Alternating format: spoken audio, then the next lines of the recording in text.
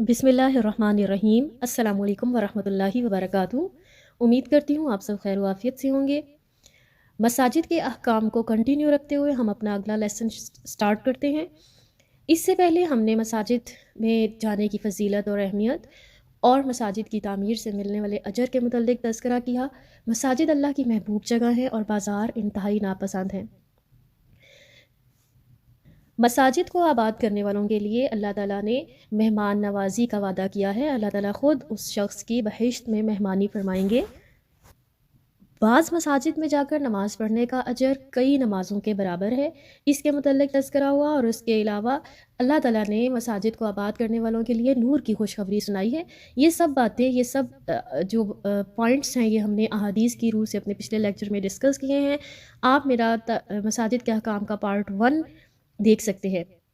आज हम जो बात करेंगे वो मसाजिद के दीगर अहकाम, मसाजिद के मुतालिक दीगर मसाइल हैं जो हम में से हर मुसलमान को पता होने चाहिए।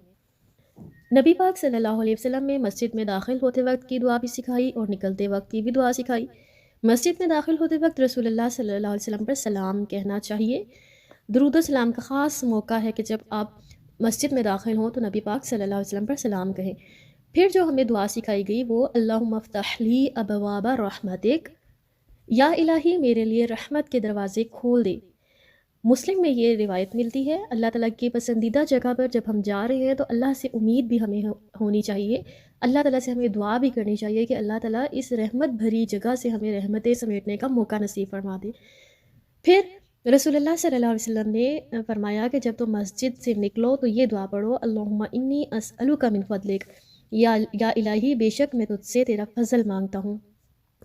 मतलब मस्जिद में रहकर अल्लाह की रहमतें समेटना और मस्जिद से बाहर निकल कर भी अल्लाह के फ़ज़ल की उम्मीद लगाना, अल्लाह का फ़ज़ल तलाश करना, जिससे अल्लाह ताला हमारी दुनिया और आखिरत संवार दे।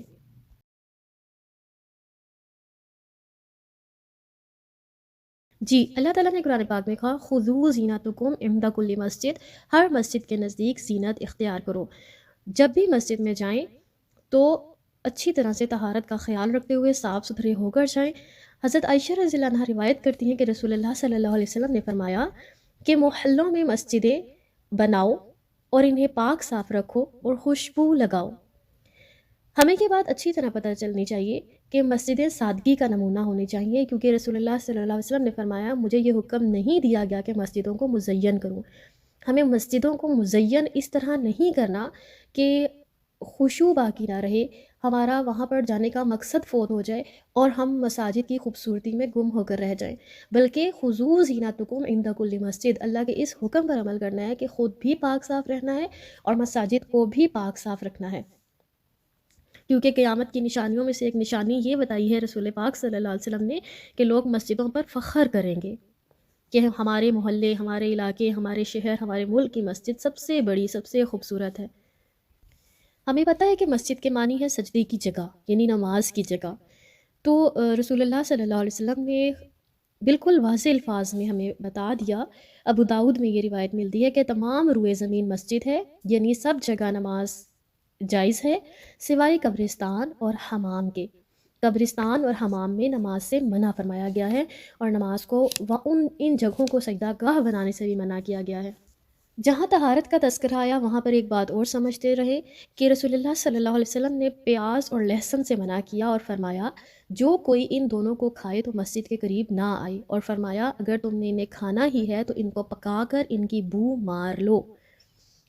आपको पता है कि कच्चे प्याज की स्मेल बहुत देर तक मुंह में रहती है और इससे दूसरों को भी अजियत होती है।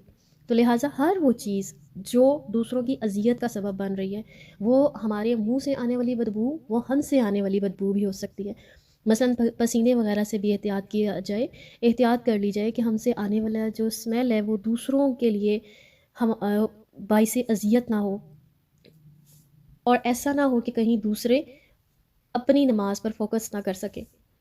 जहाँ तक मस्जिद में थूकना या मस्जिद में सोने का तज़किरा है, इसके बारे में रसूलुल्लाह सल्लल्लाहु अलैहि वसल्लम ने फरमाया, मुझ पर मेरी उम्मत के अच्छे और बुरे अमाल पेश किए गए। मैंने कहा कि नेक अमाल मैंने देखा कि नेक अमाल में रास्ते से तकलीफ़ दे चीज़ को दूर करना भी है और बुरे अमाल में मस्जिद में थूकना भी है जिस पर मिट्टी ना डाली गई हो। तो ये बदतरीन अमाल में से है कि मसाजिद में थूकना। مساجد میں کون تھوکتا ہے جس کو عام حالات میں ادھر ادھر تھوکنے کی عادت ہوتی ہے؟ تو یہ بڑا ایک تکلیف دہ یہ چیز ہے کہ ہم دوسروں کے سامنے تھوک پھینک رہے ہوں اور دوسرے ہمارے تھوک کی گندگی اور ان کے جراثیم وہ دوسروں تک پہنچ رہے ہوں۔ تو ایسی چیزوں سے پرہیز کرنا ہے، ایسی عادات سے پرہیز کرنا ہے۔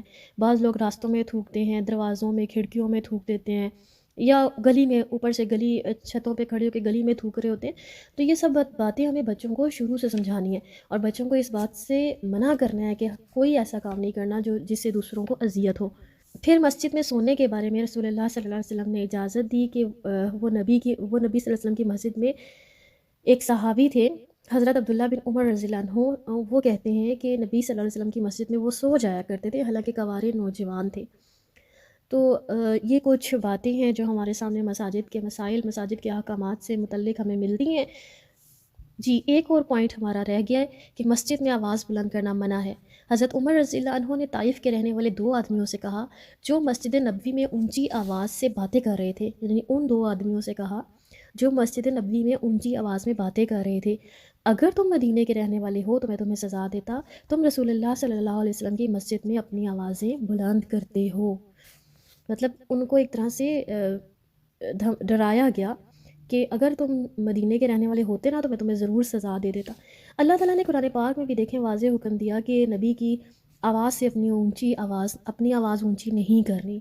تو ہر محفل کا ایک ادب ہوتا ہے، ہر ایک جگہ کا ایک ادب، ایک احترام ہوتا ہے۔ تو ہم جس جگہ کھڑے ہیں اس کا ادب احترام ہم سب پر لازم اور فرض ہے۔ تو نماز سیریز کو آگے بڑھائیں گے انشاءاللہ، اور نیکسٹ ٹاپک کو لے کر میں حاضر ہوں گی۔ آپ سب سے گزارش ہے کہ اس پیغام کو آگے پہنچائیں۔ جتنے لوگ ہمارے اس پیغام کو سنیں گے، جتنے لوگ اس پہ عمل کریں گے، تو شیئر کرنے والے کے لیے بھی ایک حصہ، ایک اجر کا حصہ اللہ تعالیٰ مقرر کرتے جائیں گے۔